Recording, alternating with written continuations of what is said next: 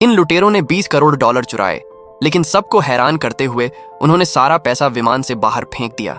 निगरानी कैमरे की ओर एक इशारा करने के बाद उन्होंने सीधे विमान से छलांग लगा दी। जैसे ही वे 20 करोड़ डॉलर के करीब पहुंचे, उन्होंने अचानक चाकू निकाले और नोटों की गड्डियों को बांधने वाली रस्सियों को काट दिया। पल भर में नोट हवा में पटाखों की तरह बिखर गए। पैसों की इस बारिश की आड़ में वे मेक्सिको की स्वालो केव की ओर उड़ चले।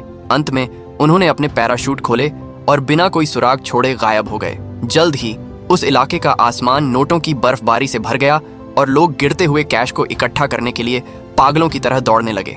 जबकि पुलिस के पास अब भी कोई सुराग नहीं था, लुटेरे मोटरसाइकिलों पर एक ज्वेलरी टावर में घुस गए, वहां के सारे गहने लूट लिए और इससे पहले कि कोई कुछ समझ पाता वे इमारत से बाहर निकल आए। फिर उन्होंने फिर से अपने पैराशूट खोले और इस बार गरीबों के बीच गहने बिखेर दिए। जब जॉनी ने इस घटना के बारे में सुना तो उसे लगा कि कुछ तो गड़बड़ है। उसे शक हुआ कि लुटेरे पौराणिक ओजा की 8 चुनौतियों को पूरा करने की कोशिश कर रहे हैं और वे पहले ही उनमें से 3 को पूरा कर चुके हैं। चुनौतियों के क्रम का पालन करते हुए जॉनी ने अनुमान लगाया कि उनका अगला लक्ष्य समुद्र तट होगा।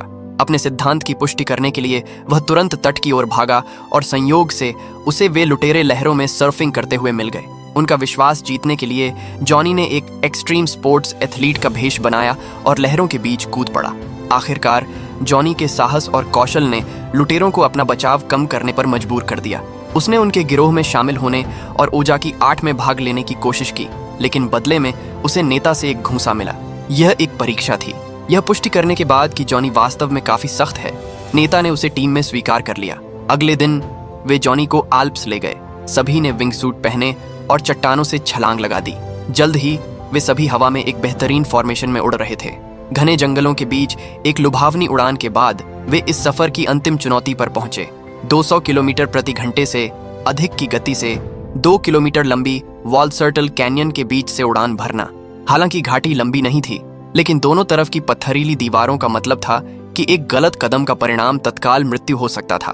उन्होंने अपनी सांसें रोक लीं और हवा में लगातार अपनी स्थिति को एडजस्ट करते रहे। सौभाग्य से वे सभी सुरक्षित बाहर निकल आए। वे एक घास के मैदान पर सुरक्षित उतरे और उत्साह में एक दूसरे को गले लगा लिया।